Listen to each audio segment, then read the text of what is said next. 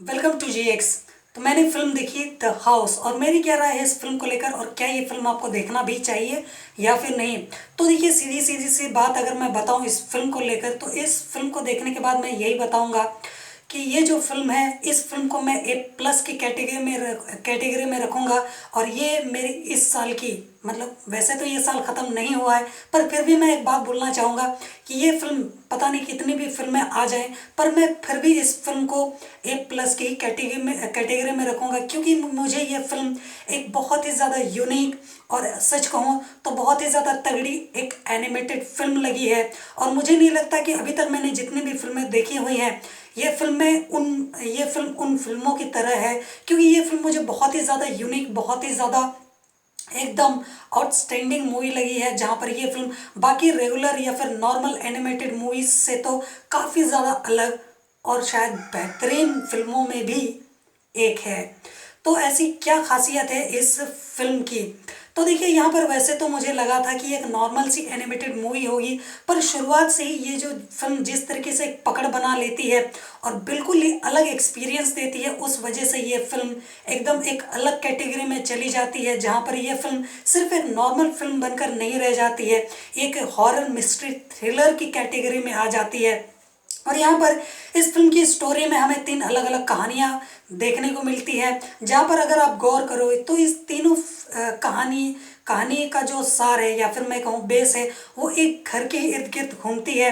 अब आगे क्या होगा इस फिल्म में, हमको ऐसा क्या देखने को मिलता है, और ऐसी क्या स्टोरी है इस फिल्म में जिस वजह से ये एक मिस्ट्री क्रिएट कर देती है। और अगर आपको इस फिल्म को समझना है, जैसा कि मैंने आपको बताया कि ये नॉर्मल एनिमेटेड फिल्म तो है नहीं, तो इसीलिए अगर आपको इस फिल्म को समझना है तो शुरुआत से ही आपको इस फिल्म को बहुत ही ध्यान से देखना पड़ेगा इस फिल्म को समझने के लिए, क्योंकि ये जो फिल्म है ना, ये नॉर्मल ऑडियंस के लिए ये फिल्म बनी ही नहीं है। तो उस वजह से अगर आप इस फिल्म को एक नॉर्मल एनिमेटेड मूवी समझकर देखने की सोच रहे हो, तो ध्यान रखना कि ये फिल्म ना ही बहुत, मतलब नॉर्मल फिल्म देखने वाली ऑडियंस को ध्यान में रखकर बनाई गई है, और ना ही ये फिल्म सिर्फ बच्चों को टारगेट करती है। तो इसलिए इस फिल्म को देखने से पहले थोड़ा सा अपना दिमाग सेट करना, और उसके बाद इस मूवी को देखना, वरना हो सकता है कि बहुत सारी चीज़ें आपके दिमाग के ऊपर से चली जाएं और आप सोच में पड़ जाओ कि भाई मैं क्या मूवी देखने आया हूं और मुझे क्या मूवी देखने को मिल रही है। तो उस बात का आप यहाँ पर ध्यान ज़रूर रखना है, क्योंकि ये फिल्म, जैसे कि मैंने आपको बताया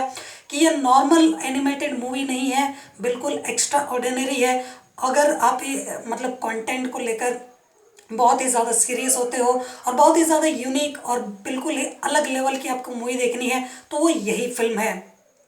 तो जैसे कि मैंने आपको बताया कि इस फिल्म में आपको 3 अलग अलग कहानियां देखने को मिलती है, जो कि एक तरीके से देखा जाए तो एक घर के इर्द गिर्द ही घूमती हैं ये तीनों कहानियां। और इन तीनों कहानियों में हमें जो देखने को मिलता है वो बिल्कुल ही अलग अलग है, यानी कि हमें एक अलग अलग स्टोरी में अलग अलग नज़रिया देखने को मिलता है।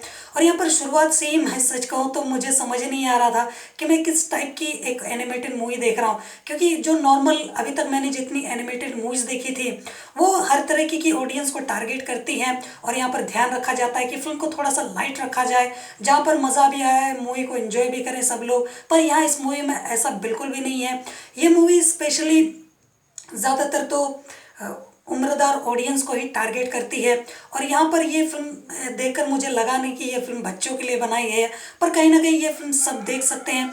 पर इस फिल्म में एक चीज़ का ध्यान रखा गया है कि इस फिल्म को थोड़ा सा डार्क रखा गया है, तो उस वजह से हो सकता है कि कुछ लोग इस फिल्म को लेकर उतना ज़्यादा कंफर्टेबल ना हो। तो उस बात को आपको ध्यान रखना है, क्योंकि ये फिल्म कहीं ना कहीं हॉरर मूवी जैसी मुझे लगी, तो उस बात का आपको ध्यान रखना है। और इसके अलावा इस फिल्म का प्लस पॉइंट कि यहाँ पर जो एनिमेशन है वो मुझे बहुत ही ज़्यादा यूनिक और बहुत ही ज़्यादा अलग, साथ ही साथ काफ़ी ज़्यादा रियलिस्टिक लगा, जिसको देखकर काफ़ी ज़्यादा मज़ा आता है और एक फील आता है कि बस हाँ, जो मैं मूवी देख रहा हूँ वो काफ़ी ज़्यादा रियलिस्टिक है, और एकदम असली वाली फीलिंग आती है मूवी को देखते हुए। तो ये भी बात है। और अब जो नॉर्मल रेगुलर हॉलीवुड फिल्में देखते हो, तो ये मुझे उस टाइप की फिल्म लगी जहाँ पर ये फिल्म आपको एनिमेटेड मूवी की फील नहीं देती है, बल्कि एक हॉलीवुड मूवी जैसा ही फील देती है। तो ये मुझे इस फिल्म का प्लस पॉइंट लगा है। और सच कहूँ तो ये जो फिल्म है ना, काफ़ी ज़्यादा मुझे तगड़ी फिल्म लगी, जिसको देखकर मुझे लगा कि हाँ, ये बिल्कुल ही दमदार मूवी है जिसको मुझे आपको रिकमेंड ज़रूर करना चाहिए, चाहे बच्चे हैं, बड़े हों या बूढ़े हों। खासकर बच्चों की अगर मैं बात करूँ तो उनको देखना या नहीं देखना चाहिए, ये मैं आप पे छोड़ता हूँ, क्योंकि ये फिल्म ही ऐसी है, क्योंकि ये फिल्म उतना तो बच्चों को टारगेट नहीं करती है, पर फिर भी अगर आप चाहें तो दिखा सकते हैं। पर फिर वही बात निकल कर आती है कि यहाँ पर समझने के लिए इस फिल्म को दिमाग लगाने की ज़रूरत पड़ेगी। तो मुझे लगता है कि बच्चों को ये फिल्म नहीं देखना चाहिए, और वो नहीं देखे तो ज़्यादा बेहतर होगा।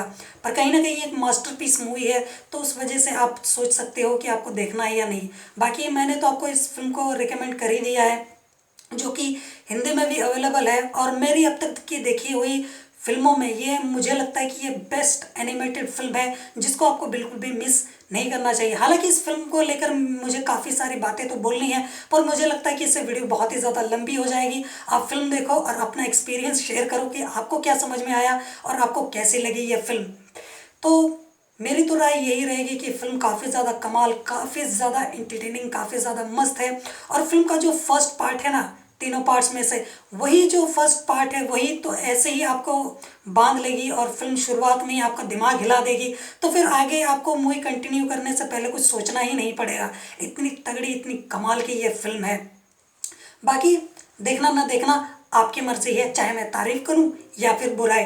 बाकी जाने से पहले एक छोटी सी रिक्वेस्ट, वीडियो को लाइक, शेयर और चैनल को सब्सक्राइब जरूर कर लेना। जोहार।